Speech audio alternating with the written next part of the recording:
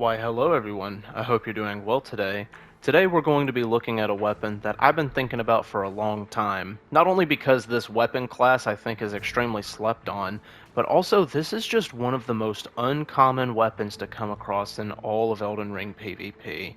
The Devourer Scepter is a very strange weapon because not only is it very convoluted to get, but it also has one of the weirdest stat distributions and requirements in the game, meaning that a lot of builds just are not going to be able to slot this in. Like, literally your least demanding stat is 20 dexterity. So what we're running, as you can see, since this isn't really all that good to run at meta level, is a base 150 build. You can see its quality with enough faith to use it. Hopefully we should be hitting pretty hard before any buffs. It is for 830 damage. I almost said 430, that'd be bad. But we're going to do something interesting too.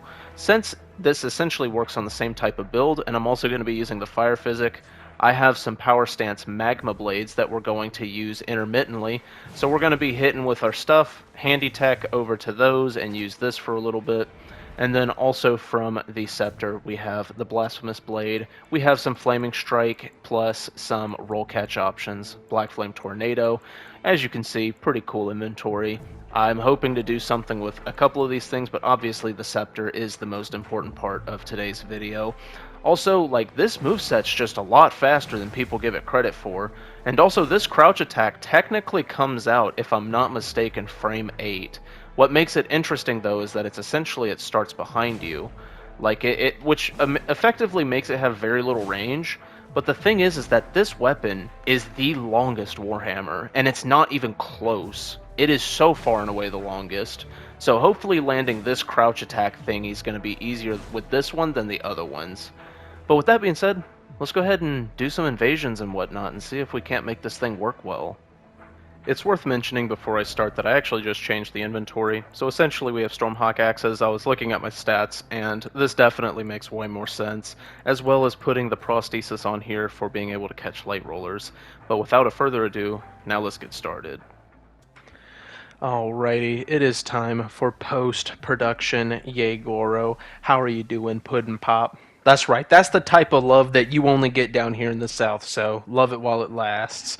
Now, these first couple of invasions are ones that are not so much the Scepter doing work as much as it is, you know, the tried and true, underpowered Stormhawk Axe. You know, only 2 kills, should have gotten 3, underpowered piece of shit, to be honest. But the thing is that, you know, honestly, I thought one of those was the host.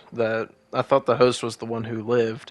But, yeah, since we're at level 150 for a change, we have 40 strength, 50 dexterity once you put on the prosthesis, and there's a couple weapons that also just happen to work really well. Host, you can't be playing like that. You need to get your head out of your ass. So, what are some other weapons that do really good on quality builds that have a pretty decent amount of faith? Well, we have the magma blades. We have 2 of them hoes. And guess what? They do ridiculous amounts of damage, okay? Especially once we get our buffs, like our fire physic that is in our physic. Wow, world's smartest language. But anyway, yeah, so we're fighting Nuts from Burke, and, you know, we're going to show them what I'm talking about. Look at that, bro! We're standing in water! And it just did that amount. That's crazy. So essentially what I decided is that for the sort of like de facto setup we're going for, if we decided to handy tech off of the Scepter, then we would have a power stance setup that does more damage than it has any business doing. And then also later on in the video we're going to try out some power stanced Scepters, because literally no one on planet Earth has done that. Kind of just taking a second to think about my life decisions. And here's the thing, okay? When it comes to the Scepter's Ash of War, if you're in the open, it's awful. It, as far as I can tell, doesn't have hyper armor. It's slow and it doesn't do that much damage. But The R2 is a beautiful roll catch, by the way. Phenomenal roll catch, as you can see right there. But the thing is if you are playing in a legacy dungeon where you can be down a level or around a bend, similar to Radahn's Greatsword, you can get that Ash of War, and dude, it heals you a ton, okay? We're going to have some fantastic examples of that here later. Here I'm testing to see if it pulls. No, not really. It definitely is not Radahn's Greatsword. But what is really nice is that you get the heal back, as far as I can tell, even when it phantom hits. They can roll it, and if there's a good enough amount of latency between you and the opponent, you'll still get that heal. So you can definitely make use of it in certain situations like that. Also, watch this. Watch this. Okay. Okay. Oh, we lived. We lived. That's great. Yo, Chi-Chi's, guys. Chi-Chi's. See, he's happy about it. You know, sewer stuff tends to be pretty hilarious. As I always say, the sewer's not a very fun place for the invader due to the compass not giving you a very good idea of what channel they're in. But once the action starts happening, it is a pretty interesting spot, whether you're the host or the phantom. Now, what we got going on here is we have some boyos that do a lot of good damage, okay? Watch this. So, yeah, that's a non-zero amount of damage, I won't lie. See, the thing is that I'll be perfectly honest with you. I don't understand people who play higher than meta level, okay? Like, you know, I know that 150 is what people claim as meta. It's not. It's where a lot of people end the game, but meta is 125. And there's a lot of people that will avoid meta by going to level 168. The damage is too high here, bro. Like, the damage is legitimately insane at these higher levels. Like, if it wasn't already easy enough to get completely one-shot in a blender at level 125, it is so much easier to get blendered. Speaking of blender, beautiful little Stormhawk right there. Now, thankfully, we did not kill the host yet, so we get to do a couple fun things with the Scepter and whatnot. Sorry, I forgot what it's actually called. You know, El Jaeger. I already know. But yeah, I didn't do any duels, which would have made it easier to go for those weird crouch attack things that I was talking about. Didn't get a too terribly large amount of those in this session. He's run himself out of stamina, so we're just gonna pick him off with the rundown option in the form of the Flaming Strike Godskin Stitcher. Very nice, GG's. And something to keep in mind, guys, when you see the damage that we're about to do, it is raining. Oh my god. The only buff I have is my physic. That's shiced. I won't even lie, okay? Like, good lord. Oh my...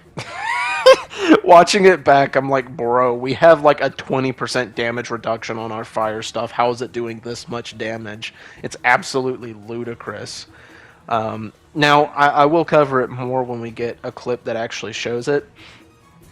But there's another faith quality weapon that works very well on this build, okay?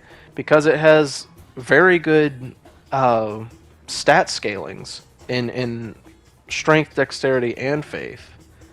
And that is none other than the Blasphemous blade. As a matter of fact, I think we're going to use it here in a moment. So, what you have is honestly a build that would feel super nice running through the game with. And the reason why is not only is the damage good, but also because you have all of these different options that will heal you so much. So, the Ash of War of the Blasphemous Blade heals a ton, as well as doing damage. The Regal Scepter's Devourer of Worlds, it's going to make it to where you heal an absolutely ridiculous amount in an AoE around you. And then if you decide to run the Godskin Swaddling Cloth, then it's very realistic for you to get HP back when you attack with the Magma Blades. So yeah, this build was a lot more cohesive than I was initially expecting. I was like, bro, what type of build is using this weapon, dude? But like honestly, you definitely have like a little niche archetype right here, and it can work. Now we are here in the Mogwin Palace. This is honestly like I don't know why, even though the enemies here are pretty strong, there's like a 50% chance that like just the sweatiest people you'll ever see are here. I don't know if you understand what I'm saying, but like it just seems to be the case. Bricked up Hammer Enjoyer right there, GG's bro, and oh, get the golden retaliation. GG's. GG's bro. It feels so good getting that off. It's just literally the no you nut button, the no you omega nut. You know what I'm saying? Now we start off quite strong in this invasion. However, things go pretty bad pretty fast when I make this play. Yeah, I won't lie, that wasn't my best play. I won't front you. So we're really low HP, and oh, would you look at that? I'm scarlet rotted. Oh, would you look at that? I'm poisoned. Wow, things are going really bad right now. um, and so we've got to take care of that. Thankfully, this guy was not near as aggressive as he could or should have been, so we're able to survive that little onslaught right there, get our buff off. And yeah, we're going to try and make some use out of the power stance setup. Now, to be honest, power stance Warhammers is literally a single step away from being like a very strong off-meta pick. And that one thing holding it back is that the first hit of the crouch attack, the crouch L1, does not break full passive poise. It actually, I don't know the exact amount, but it doesn't do that much, okay? Like, you will come across people that are not wearing that heavy of armor that will tank that first hit, and that's very important for that setup. So, against people that are using moderate to crap armor, power stanced Warhammers is freaking awesome, but against everybody else that's using normal heavy armor, just get absolutely BG'd by the poise options that this game decided. Now, granted, it's still an extremely fun setup. Warhammers are way faster than people give it credit for. Sniping's a good job, mate. It's challenging work. Out of doors, I'll guarantee you'll never go hungry. Because at the end of the day, as long as two people are left on this planet, someone will want someone dead. Valve, hashtag fix TF2, please and thank you. I know nothing's going to come of it, but you guys should really give a fuck about your own game, you absolute dog shit development company. So we're going to have a little bit of a fun time. This guy spends around like a minute and a half just running away.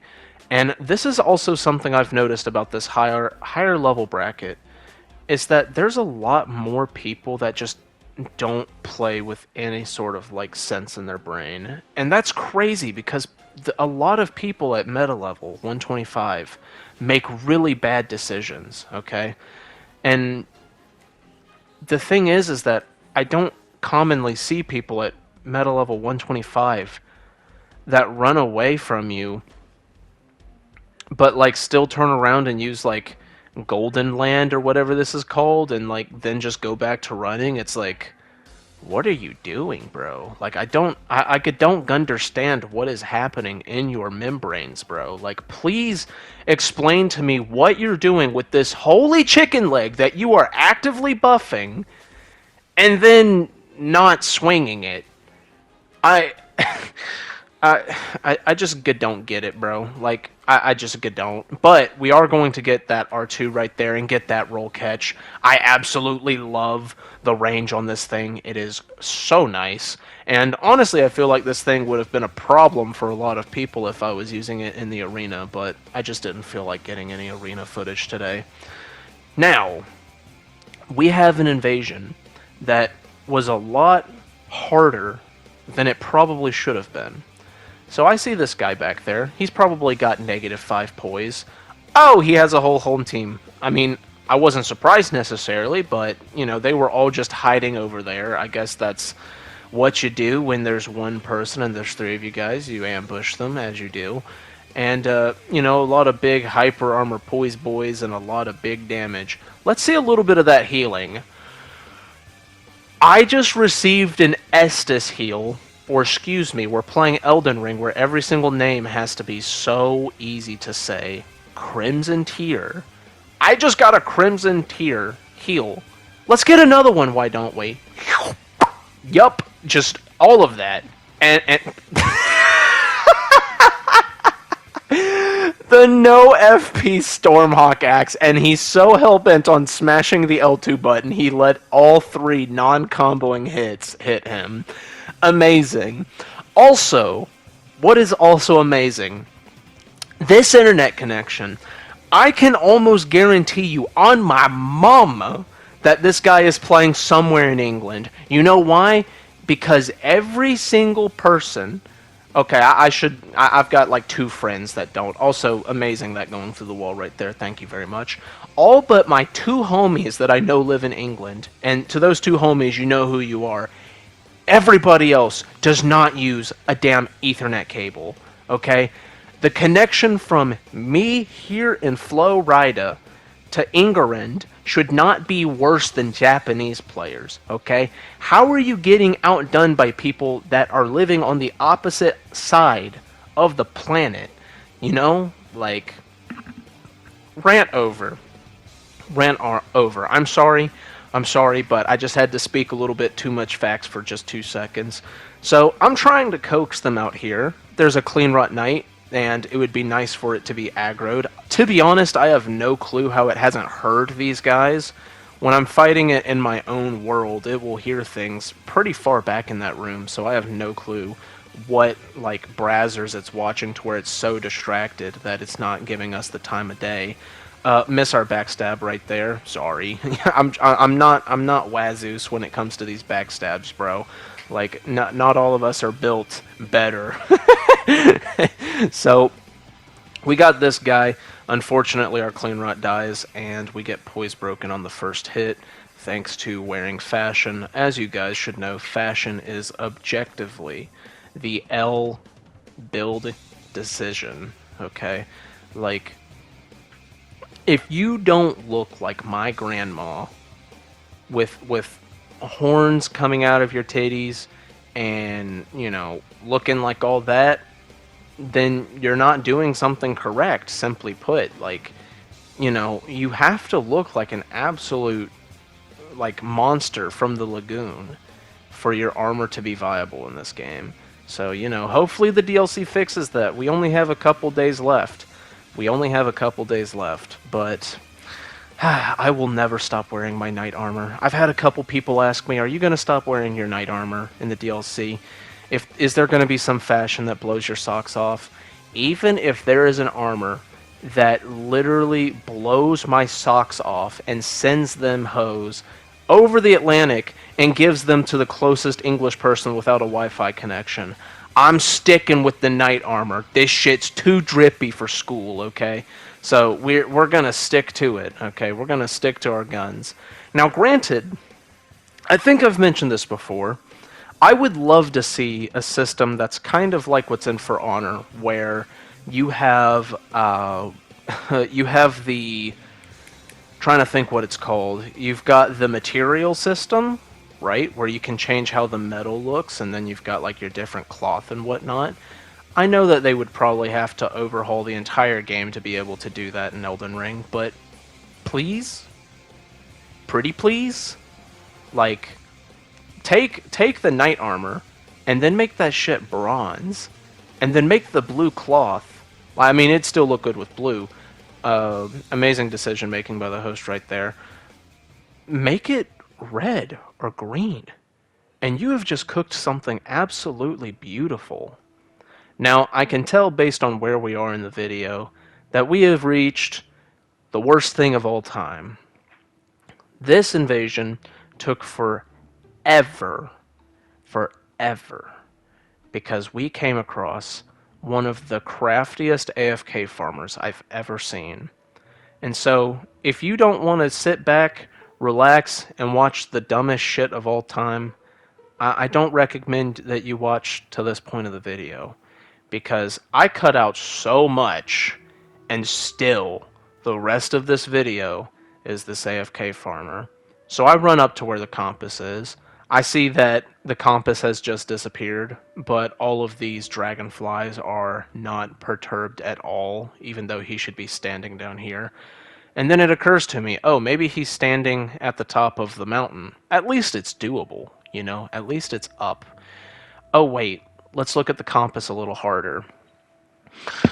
Yeah, bro, he's in the tree. Yep. Okay. So we're dealing with some special stuff. The teammate right here already knows what's happening, bro.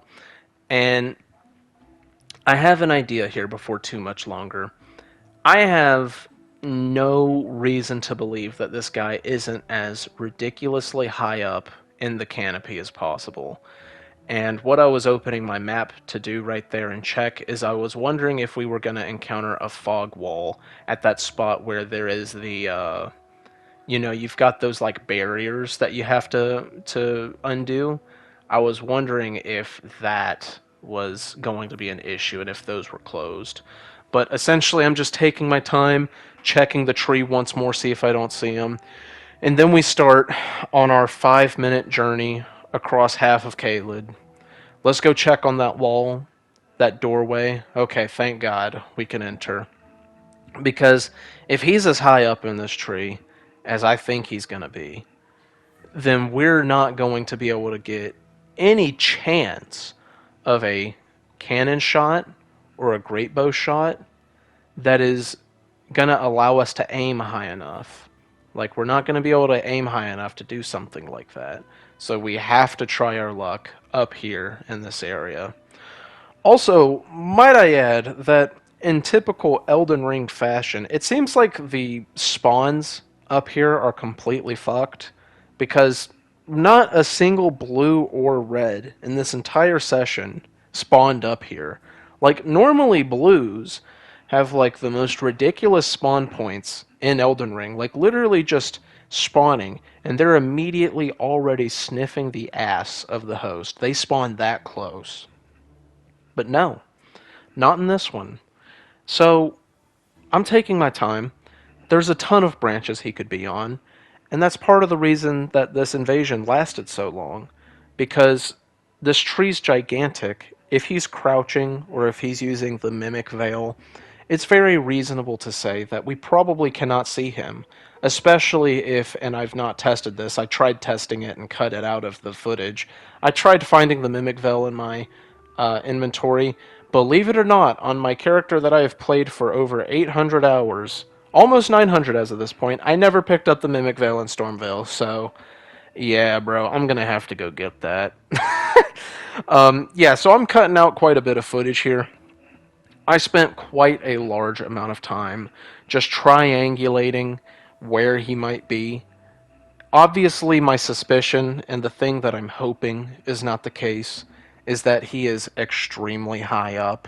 And so I'm just taking my time because I checked as I was running this direction. Okay? I turned around and checked to see if I saw the compass moving. And lo and behold, just like all of these dumbass AFK farmers, it was moving. Meaning that he's not an AFK farmer. He's neither AFK or farming. He's just griefing. And so, the issue at hand is I'm thinking, well, maybe he's just on a lower branch. This tree is literally like the tallest one in the game other than the Erd tree. And maybe he's on a lower branch that's like more hidden or something. But I just can't seem to shake the feeling that somehow, some way, despite me trying to get to the top of this tree myself in the past, that he somehow found a way to have Torrent get him up here. And so, yeah, we literally spend like 10 minutes in total just observing this tree, watching it, and seeing if we can't see the bird up there. Now, a second ago, we got a teammate named Mr. J. And Mr. J, I messaged him and told him, hey, we're dealing with an AFK farmer here.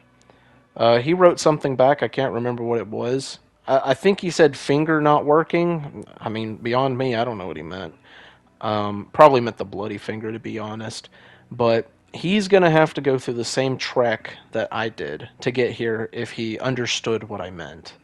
And so I found it interesting too that the Bloodhound Knight right there was not aggroed. I suppose he just somehow avoided that spot. I thought it had a pretty decent aggro range, but maybe it's just limited to that tower. But look closely. Did you see that? When you look back, this is how I knew we were dealing with somebody truly special. Look at that collection of 5 pixels move right there between those two branches. I barely saw that. That, as far as I'm aware, is the last time he touched his joystick. And I just happened to be looking in the right spot right as he did it and saw those 5 pixels. So now we're going to start trying to figure out a spot where I can shoot him from because I know that's where he has to be now. It lined up perfectly with the compass, and there was nothing up there. There's not grass flowing up there. So I'm going to be looking around for a bit because the unfortunate thing is you can only aim somewhere around 45 degrees up, which means that at these angles I can't look up enough to shoot at him, much less if what's the word I'm looking for? Much less uh, take. Okay, man, sentences are hard, bruh. I won't even cap. To adjust. That's the word I was looking for. Sorry, guys. To adjust to the height difference that I need to account for. Then it occurs to me there is this little tree right here at the very edge, and maybe we can jump up on this and get a good enough view of where he is. So we're going to do a little bit of parkour. A little bit of this and that. There we go. And let's see if we're able to aim high enough. We are. We are able to aim high enough.